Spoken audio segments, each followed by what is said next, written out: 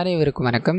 கேரளாவில் தையம் அப்படின்ற ஒரு பாரம்பரியமான கலை நிகழ்ச்சி இருக்கு. கடவுளுக்காக அவங்க பண்ணிக்கிட்டு இருக்க இந்த நிகழ்ச்சியில் இதில் பெர்ஃபார்ம் பண்றவங்க கடவுளுக்காக தண்ணியை அர்ப்பணிச்சுப்பாங்க அப்படின்னு மாதிரி இருக்கும். கிட்டத்தட்ட நெருப்புல அவங்க 108 தடவை கீழே விழுந்து விழுந்து எழுந்துக்கிறது இந்த கலையோட ஒரு சிறப்பம்சம் அப்படின்ற மாதிரி இருக்கும்போது, இதில் ஒரு 12 வயசு பையன் கடவுளுக்காக இந்த கலை நிகழ்ச்சியில கலந்துக்க ஆரம்பிக்கிறான். அப்போ அவனோட வாழ்க்கையில் நடக்கிற ஒரு கொடூரமான சம்பவம் தான் இந்த படத்தோட, அதாவது இன்னைக்கு நம்ம பார்க்க போற படத்தோட மீதி கதையா இருக்கும். மலையாளத்துல ரிலீஸ் ஆயிருக்கக்கூடிய பைதல் ஆட்டம் அப்படின்றதா இந்த படத்தோட பேரு. கண்டிப்பா இந்த படம் உங்க எல்லாருக்கும் பிடிக்கும் அப்படின்னு நம்பிக்கையில இந்த வீடியோக்குள்ள உங்களை கொண்டு போறேன். இந்த படத்தோட ஸ்டார்டிங் சீன்ல தையம் கலைஞரான ஒருத்தர் அவங்களோட குழந்தைய அதுக்கு தயார்படுத்தி கொஞ்சம் கொஞ்சமா நடக்க வச்சு கூட்டு போய்கிட்டே இருக்கு. இந்த விஷயங்கள் அப்படியே கட் ஆகுது. பல நாட்களுக்கு முன்னாடியே ஒரு ஃபேமிலி கிட்ட போக ஆரம்பிக்குது. ஊருக்குள்ள இந்த தையம் நிகழ்ச்சியில கலந்துக்கிறவங்கள இந்த ஃபேமிலி ஒரு முக்கியமான அங்கம். இந்த வீட்டுல இருக்க நபர்கிட்ட வந்து தான் இந்த நிகழ்ச்சியை ஆரம்பிக்குது அப்படின்ற மாதிரி இருக்கும். ஒரு பெரிய மனுஷங்களா அங்க வந்து இந்த வாட்டி நிகழ்ச்சி கரெக்டா நடந்து முடியணும்,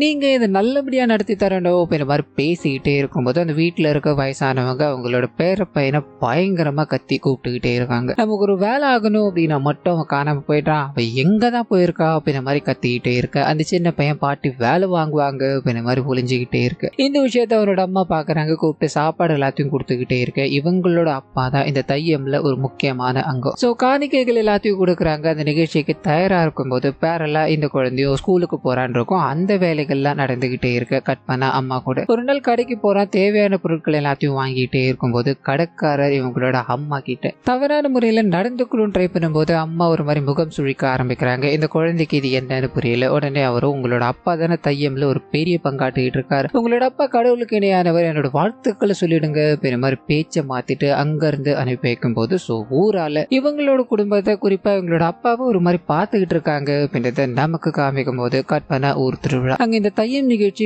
வெகு விமர்சையா நடந்துகிட்டே இருக்கும்போது ஒரு பெரிய பெரிய அளவிலான மலை மாதிரியான ஒரு நெருப்பை கூட்டிடுவாங்க. அதுல இந்த வேடங்கள் எல்லாத்தையும் கட்டிட்டு இருக்காங்க இல்லையா, அவங்க விழுந்து விழுந்து கூட 2 பேர் பிடிப்பாங்க. கிட்டத்தட்ட 108 தடவை விழுந்து கடவுளுக்காக இதை எல்லாத்தையும் பண்ணணும். அண்ட் மக்கள் எல்லாருமே இதை கண்டு கழிப்பாங்க. இது ஒரு சடங்கா பின்பற்றப்பட்டுகிட்டு இருக்கு அப்படின்னு அந்த சின்ன பையனோட அப்பா இருக்கா இல்லையா, அவர் தான் இந்த வேலைகள் எல்லாத்தையும் பண்ணி முடிக்க அப்படியே நடந்து முடியுது. அதாவது இந்த மொத்த விஷயங்களும் நடந்து முடியுது. கட் பண்ணா இந்த வேடங்கள் எல்லாம் தூக்கிட்டு இருக்காங்க இல்லையா, அவங்க எல்லாரும் ஒரு நபர்கிட்ட பேச ஆரம்பிக்கிறாங்க. அவருக்கு ஒரே ஒரு குறிக்கோள் தான். ஏன்னா இவங்க அவ்வளவு ரிஸ்க் எடுத்து இந்த சடங்குகள் எல்லாத்தையும் பண்ணிக்கிட்டு இருக்காங்க. ஆனா கவர்மெண்டால ஏதாவது உதவி கிடைக்குதா, ஏதாவது பாதுகாப்பான விஷயம் இருக்கா அப்படின்னு கேட்டா இல்லவே இல்லை. இதுக்கு நம்ம ஒரு முடிவு எடுக்கணும், நம்மளால உதவிகளை பண்ணி கொடுக்கணும் அப்படின்ற மாதிரி பேசி முடிக்கும் போது இந்த சின்ன பையனோட வாழ்க்கைக்குள்ள போக ஆரம்பிக்குது. குழந்தை ஸ்கூல் படிக்கிறான்னு சொன்ன இல்லையா, அப்பா இந்த மாதிரி வேலைகள் எல்லாத்தையும் பண்ணிக்கிட்டு இருக்காரு. இதனால அங்க நெருப்புல விழுறவங்களுக்கு ஏதாவது பண்ணணும், நம்ம ஒரு இன்வென்ஷனை கண்டுபிடிப்போம் அப்படின்ற மாதிரி ஸ்கூல்ல சயின்ஸ் ப்ராஜெக்ட்லாம் கொடுப்பாங்க இல்லையா. அப்போ ஒரு ஆள் கிட்ட நடந்து போய்கிட்டே இருக்கும்போது, அதாவது நெருப்பு கிட்ட நடந்து போய்கிட்டே இருக்கும்போது தண்ணி அப்படியே ஆட்டோமேட்டிக்கா அடிக்குது. இந்த விஷயத்தை அவன் கண்டுபிடிக்கும் போது அம்மாவுக்கும் ரொம்ப பெருமையா இருக்கு. அங்க இருக்க டீச்சர்ஸும் இவனை நல்லா படிக்க வச்சோம் அப்படின்னா கண்டிப்பா ஒரு நல்ல நிலைமைக்கு போவான். ஏன்னா இவங்கிட்ட அவ்வளவு திறமைகள் இருக்கு, நல்ல படிக்கிற குழந்தைய கூட அப்படின்ற மாதிரி பேசிக்கிட்டே இருக்கும்போது பேரலா இவங்களோட அப்பா கிட்ட அந்த சடங்கு நடந்து முடிஞ்சதுக்கு அப்புறம் இவருக்கு பயங்கரமா இருமல் வந்துகிட்டே இருக்கு. ஏன்னா நெருப்புல இவர் இந்த வேலைகள் எல்லாத்தையும் பண்ணியிருக்காரு. இருமும் போது உள்ள இருந்து வர உமிழ் நெருப்பு பாத்தீங்கன்னா கருப்பு கல்ல தெரிய ஆரம்பிக்குது. ஒரு மாதிரி துவண்டு போறாரு. அங்க இருக்க ஒரு வைத்தியர்கிட்ட போய் இது எல்லாத்தையும் சொல்லும் போது, நீ நெருப்புல இந்த விஷயங்கள் எல்லாத்தையும் பண்ணிக்கிட்டு இருக்கப்பா, இது சகஜம் தானே, நான் கொடுக்குற மருந்து எடுத்துக்கோ அப்படின்ற மாதிரி பேசிக்கிட்டே இருக்கும்போது இவர் அங்க இருந்து கிளம்பி இவரை போலவே தையம் வழிபாட்டை பண்ணிக்கிட்டு இருக்க ஒரு நபர் கிட்ட போக ஆரம்பிக்கிறாரு. இந்த மாதிரி அந்த நெருப்புல இறங்குறதாலதான்ப்பா இவ்வளவு பிரச்சனைகள் நடந்துகிட்டு இருக்கு, இந்த நிகழ்ச்சி நடத்தி ஆகணும் அப்படின்ற மாதிரி மட்டும் சொல்றாங்க. ஆனா இது பண்றதால வர விளைவுகளை யாருமே இங்க கவனிக்க மாட்டாங்களே, இனிமேல் என்ன நடக்க போகுதோ, சரி உன்னோட உடம்பை பார்த்துக்கோப்பா அப்படின்ற மாதிரி பேசிட்டு போகும்போது இங்க அந்த குழந்தை சந்தோஷமா படிக்கிறது மட்டும் இல்லாம சண்டை மேலும் அப்படின்றது இவனுக்கு ரொம்ப ரொம்ப பிடிக்கும். இதனால அந்த விஷயங்கள் எல்லாத்தையும் கத்துக்கிட்டே இருக்கு. இவனோட அப்பா கூட தையம் போட்டுக்கிட்டு இருக்க இன்னொரு நபர், அவங்க 2 பேரும் டிராவல் பண்ணிட்டு போகிட்டே இருக்கும்போது ஊர்ல இருக்க ஒரு 4-5 ரவுடி பசங்க, நீ இந்த வேலைகள் எல்லாத்தையும் ஒழுங்கா பண்ண மாட்டேன், உனக்கு எதுக்குப்பா இவ்வளவு வீராப்பு அப்படின்ற மாதிரி அவரோட நண்பர் இருக்காலே அவரை போட்டு பயங்கரமா அடிக்க ஆரம்பிக்க அந்த தையம் சங்கம் எல்லாமே ஒண்ணு கூடுது. நம்ம தேவையில்லாத விஷயங்கள் எல்லாத்துக்கும் இந்த மாதிரி துன்புறுத்திக்கிட்டு இருக்காங்க, நம்ம ஏதாவது முடிவெடுத்தாகணும் அப்படின்ற மாதிரி மறுபடியும் பேசுறாங்களே தவிர இந்த பேச்சுவார்த்தை அடுத்த கட்டத்துக்கு போகுதான்னு கேட்டா கிடையவே கிடையாது. ஏன்னா வம்பெடுத்தவங்க எல்லாமே இவங்களை விட மேல இருக்கவங்க மேல போய் கேட்கணும் அப்படின்னா அது முடியாத காரியம். இதனால போலீஸ்காரங்களும் இந்த விஷயத்தை அப்படி பேசி சமாளிச்சுக்கிட்டு இருக்காங்க அப்படின்னதெல்லாம் நமக்கு இங்க காட்டப்பட்டுக்கிட்டே இருக்கும் போது அந்த தையம் திருவிழா மறுபடியும் தொடங்க ஆரம்பிக்குது. சோ அதுக்கு ஊர் மக்கள் ஆயத்தமா இருக்கும்போது இந்த பக்கம் அந்த குட்டி பையனோட அப்பா கிட்ட போனோம் அப்படின்னா அவருக்கு உடல்நிலை சரியில்லை, இவரோட மனைவியோட இருக்கணும் ட்ரை பண்ண முடியல. இவங்களுக்கு 2வது குழந்தை பெற்றுக்கணும் அப்படின்றது ஆசை. ஆனா கணவருக்கு ஒத்துழைக்காததால இதை ஹாஸ்பிட்டல் ஹாஸ்பிட்டல் கொண்டு போகும்போது இவர் நெருப்புல எல்லாம் இந்த வேலைகள் அதாவது அந்த சடங்குகளை பண்ணிக்கிட்டு இருக்கா இல்லையா, இது ஒரு மெயின் காரணமா இருக்கலாம். நீங்க ஒண்ணு பண்ணுங்க, இந்த டெஸ்ட் எல்லாம் நான் எழுதி கொடுக்குறேன், இது எல்லாத்தையும் எடுத்துட்டு வாங்க, நம்ம அப்புறமா செக் பண்ணலாம் அப்படின்ற மாதிரி அனுப்பிவிடும் போது இந்த சைடு அந்த சடங்குகள் கண்டினியூ பண்ணணும். இந்த வாட்டியும் திருவிழா அமோகமா நடக்கணும் அப்படின்ற மாதிரி ஒரு பூசாரி எல்லாத்தையும் கூப்பிட்டு சோழிகள் எல்லாத்தையும் போட்டுக்கிட்டே இருக்கும்போது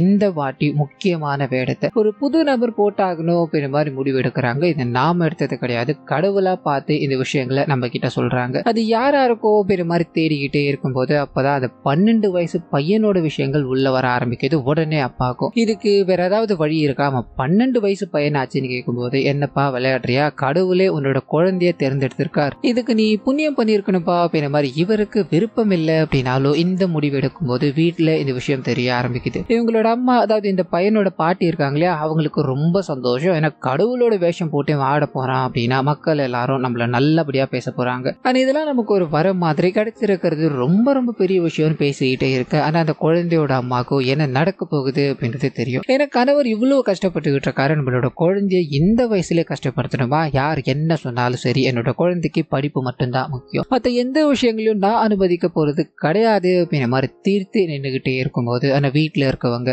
இந்த முடிவை கொஞ்சம் கூட ஏத்துக்கல. அக்கம் பக்கத்துல இருக்க எல்லாருமே உங்களோட பையன் கடவுள் விஷயம் எடுக்க போறானா, ரொம்ப கொடுத்து வச்சு வந்தா அப்படின்ற மாதிரி பேசிக்கிட்டே இருந்தாலும் ஒவ்வொரு நாளும் ஒவ்வொரு நபரும் பேசும்போது என்னென்ன மாதிரியான பிரச்சனைகள் வரப்போகுது, என்னோட குழந்தைய நான் எப்படி காப்பாற்ற போறானோ அப்படின்ற மாதிரி மட்டும் இவங்களுக்குள்ள எண்ணங்கள் ஓடிக்கிட்டே இருக்கு. சின்ன வயசுல அவன் பிறந்ததுல இருந்து இப்போ வரைக்கும் அவங்க எவ்வளவு கேர் பண்ணி பார்த்துக்கிட்டாங்க. அந்த குழந்தைக்கு கஷ்டம் வரப்போகுது அப்படின்றது தெரிஞ்சு என்னென்னமோ பண்ணிக்கிட்டே இருக்காங்க. இதுக்கு நடுவில் ஒரு நாள் இவங்க வேலைகளை பார்த்துக்கிட்டே இருக்கும்போது திடீர்னு கடவுள் மாதிரியான ஒரு உருவம், நீ பண்ணிக்கிட்டு இருக்க விஷயங்கள் கரெக்டான விஷயங்கள், உன்னோட குழந்தைய நீ காப்பாற்றணும், அவனை தீயில விடக்கூடாது அப்படின்ற மாதிரி சொல்லிட்டு மறைஞ்சு போக இவங்களுக்கு இன்னும் கொஞ்சம் பயமாக ஆரம்பிக்குது. இந்த பக்கம் அந்த பையனோட அப்பா வேற வழியே கிடையாதுன்றதால தெய்யங்கள் எல்லாத்தையும் கத்து கொடுக்கணும் அப்படின்றதுக்காக ஒரு வயசானவர்கிட்ட கொண்டு போகும்போது அவருக்கு காலையில இதுக்கான காரணம் என்ன அப்படின்றது நமக்கு லிட்டரலி புரிய ஆரம்பிச்சிடும். ஏன்னா அந்த நெருப்பு இவரையும் அட்டாக் பண்ணியிருக்க போல, அதனால மட்டுமே தான் இந்த நிலைமை இருக்காரு அப்படின்றத நமக்கு இங்க காமிச்சிட்டு அந்த குழந்தைகிட்ட நீ இந்த மாதிரி தெய்யமா கட்ட போற, கடவுளை பத்தின விஷயங்கள் சொல்ல முடியுமான்னு கேட்க இதுக்குன்னு இவங்களுக்கு தனி கிளாஸ் இருக்கு, தனி பாடல்கள் எல்லாமே சொல்லி கொடுப்பாங்க. அந்த விஷயத்த அந்த குழந்தை பயந்து பயந்து சொல்லிக்கிட்டே இருக்கும்போது பயப்பட வேண்டாம், இது கடவுளுக்காக நம்ம பண்ற தொண்டு, நீ பயப்படாம சொன்னா மட்டும்தான் உன்னால அடுத்த கட்டத்துக்கு போக முடியும் அப்படின்ற மாதிரி என்கரேஜ் பண்ணும்போது குழந்தை அதை பயங்கரமா சொல்லி முடிக்க இங்க கூட இருக்க எல்லாருக்குமே சந்தோஷம், இவன் தான் கட்ட போறான் அப்படின்ற மாதிரி ஃபைனல் ஆயிடுச்சு.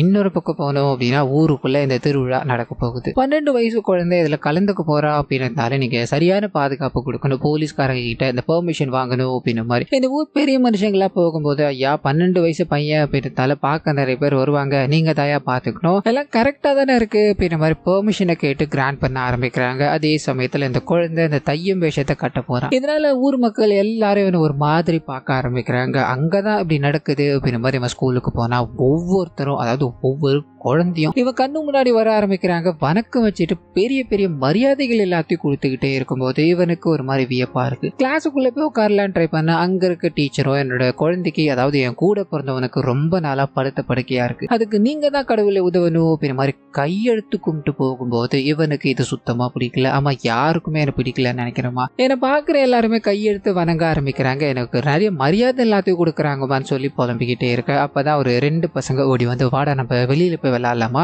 நீ உடனடியா கிளம்பி வர முடியுமான்னு கேட்க அந்த பாட்டி வந்து திட்ட ஆரம்பிக்கிறாங்க. இனிமேல் அவங்க கூட எல்லாம் விளையாட வர மாட்டான், அவனுக்கு படிக்கணும், இந்த தெய்யம்ல கலந்துக்கணும் அப்படின்ற மாதிரி நிறைய வேலைகள் இருக்கு, இதுக்கு மேல நீங்க அவனை கூப்பிடாதீங்க அப்படின்ற மாதிரி சொல்லும் போது குழந்தையோட முகம் மாறுது. உடனே அம்மாவும் ஓடி வந்து இதை தடுக்கணும், அந்த குழந்தைய விளையாட விடணும் அப்படின்ற மாதிரிலாம் ட்ரை பண்ணிக்கிட்டே இருக்கு. உனக்கு என்னடி தெரியும், ஒழுங்கு மறதியா உள்ள போ அப்படின்ற மாதிரி அவங்களையும் திட்டி இந்த குழந்தைய அப்படியே கட்டுப்படுத்தி வச்சிருக்காங்க அப்படின்ற மாதிரியோ அடுத்த நாள் இந்த தையம் கலையில நடக்கிற விஷயங்கள்லாம் இந்த பையனுக்கு சொல்லி தரணும். ஸோ அந்த பையன் அப்படியே பிடிச்சி தள்ளி விட்டுக்கிட்டே இருப்பாங்க. இந்த மாதிரியான ஒரு சடங்கை சொல்லி கொடுத்துக்கிட்டே இருக்கும்போது திடீர்னு அந்த பையனுக்கு மயக்கம் மொத்தன்னு விழுந்து போக கூட இருக்க எல்லாருமே இது ஸ்டார்டிங் ஸ்டேஜில் வரதுதான் கேஷுவலா இருக்கும்போது அம்மாக்கும் அப்பாவுக்கும் இதை ஏற்றுக்க முடியல. அப்பா வேற வழியே இல்லாம தான் இந்த விஷயங்கள் எல்லாத்தையும் கூட நின்றுகிட்டு இருக்கா இல்லையா, வேகமா அங்க இருந்து ஹாஸ்பிட்டல் கொண்டு போகும்போது இவனை செக் பண்ணி பாக்குறாங்க. பையனுக்கு வைட்டமின் குறைபாடு இருக்கு, நீங்க என்ன பண்ணிட்டு இருக்கீங்க, பையனை பார்த்து கவனிச்சுக்கோங்க, அந்த சத்தான உணவுகள் எல்லாத்தையும் கொடுங்க அப்படின்ற மாதிரி வான் பண்ணி அனுப்பும் போது இவங்க இவங்களோட அம்மா இந்த விஷயத்த பயன்படுத்தியாச்சு குழந்தைய இதுல இருந்து மீட்டெடுக்கலாம், இதுல கலந்துக்க வேண்டாம் அப்படின்ற மாதிரி எவ்வளவோ ட்ரை பண்ணிக்கிட்டே இருந்தாலும் இவங்களை தாண்டின விஷயம் தான். அதாவது ஊர் மக்களே இந்த குழந்தை பனிதாக்கணும் அப்படின்ற மாதிரி ஃபோர்ஸ் பண்றாங்க இல்லையா, அந்த இதுல இருக்கிறதால என்ன பண்ணுறதுன்னு தெரியாம போனை பார்த்துக்கிட்டே இருக்கும்போது அப்பதான் இந்த நெருப்புல இருந்து எப்படி தன்னை காப்பாத்திக்கலாம் அப்படின்ற மாதிரி ஒரு சூட் விளம்பரமா போய்கிட்டே இருக்கு. இவங்க இதை பாக்குறாங்க, உடனே அதை ஆர்டர் பண்ணணும் அப்படின்ற மாதிரி வேலைகள் எல்லாத்தையும் இவங்க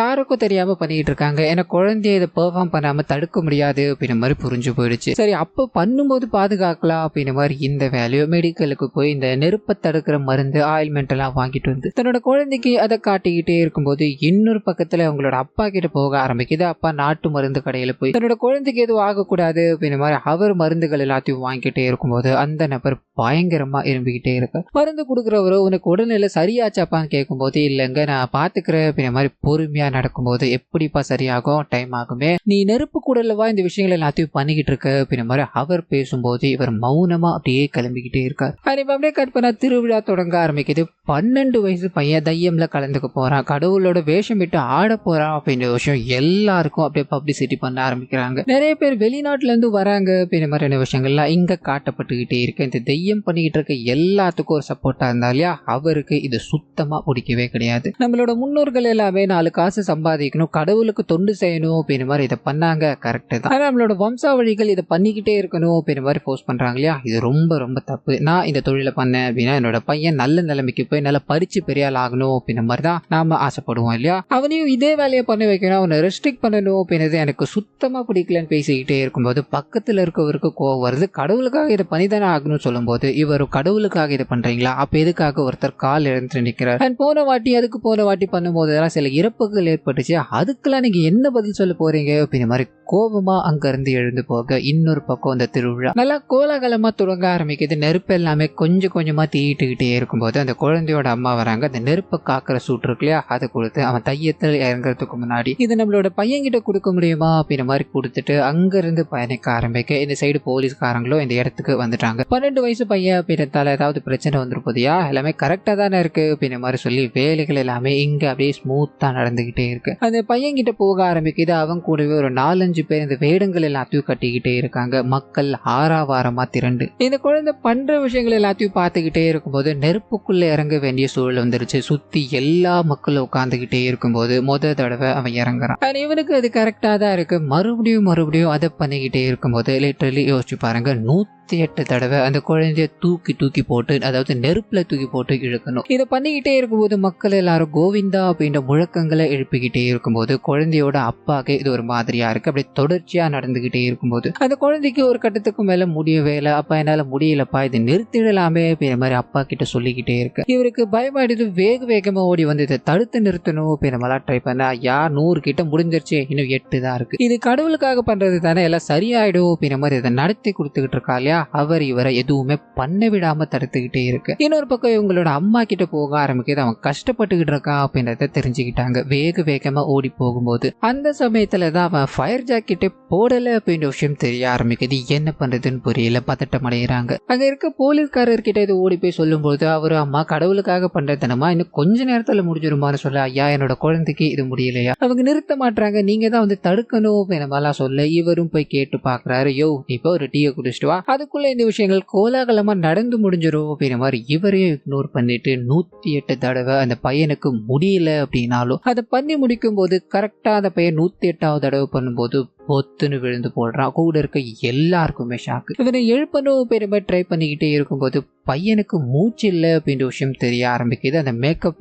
எல்லாத்தையும் ரிமூவ் பண்ணும்போது முகமெல்லாம் தீஞ்சு போன நிலையில இவரோட காலையும் நமக்கு காமிக்கிறாங்க. அப்படியே எரிஞ்சு போன நிலையில இருக்க ஆரம்பிக்குது. குழந்தை இவ்வளவு கஷ்டங்களை தாண்டி இதை நிறுத்த மாட்டாங்களா அப்படின்ற மாதிரி நினைச்சுக்கிட்டே இருக்கும்போது கடைசி வரைக்கும் அந்த குழந்தை, அதாவது மூச்சு இருக்கிற வரைக்கும் இவனுங்க நிறுத்தல. குழந்தை அந்த இடத்துல துடிக்க இறந்து போக இந்த விஷயத்த பார்த்தா அப்பா அம்மா 2 பேருமே உடைஞ்சு போயிடுறாங்க. அம்மா அப்படியே மயக்கம் போட்டு விழுந்துடுறாங்க. இதுக்கு அடுத்த நாள் இந்த திருவிழாவை கண்டினியூ பண்ணணும், இந்த சடங்குகள் எல்லாத்தையும் சீக்கிரமா முடிக்கணும் அப்படின்ற மாதிரி ஊர் பெரிய மனுஷன் பயங்கரமா பிரஷர் போட்டுக்கிட்டே இருக்க நிறைய மக்கள் இந்த குழந்தை கூட பறிச்ச இன்னும் சில குழந்தைகள் அப்படின்ற மாதிரி எல்லாரும் அவனோட உடலுக்கு இறுதி அஞ்சலி செலுத்திக்கிட்டே இருக்கும்போது போலீஸ்காரங்க இறந்து போன இந்த குழந்தைய கொண்டு போகணும் அப்படின்ற மாதிரி வர ஆரம்பிக்க ஊர் மக்கள் எல்லாமே குழந்தைய கொண்டு போகணுமா, அவன் எங்களோட கடவுளுங்க, இதெல்லாம் அப்படி கொடுக்க முடியாது அப்படின்ற மாதிரி பயங்கரமா சண்டை போட்டுக்கிட்டே இருக்கும்போது அந்த குழந்தையோட அப்பா இருக்கா இல்லையா, அவருக்குள்ள அந்த தெய்யம் அப்படியே வர ஆரம்பிக்குது. அதாவது இதனோட கடவுள் வர மாதிரி காமிக்கிறாங்க. பயங்கரமா கத்திக்கிட்டே இருக்காரு, என்னோட குழந்தைய நீங்க கடவுளாக்க வேண்டாம், என்னோட குழந்தைய நீங்க கடவுளாக்க வேண்டாம், and இன்னொரு உயிர் இந்த நெருப்பால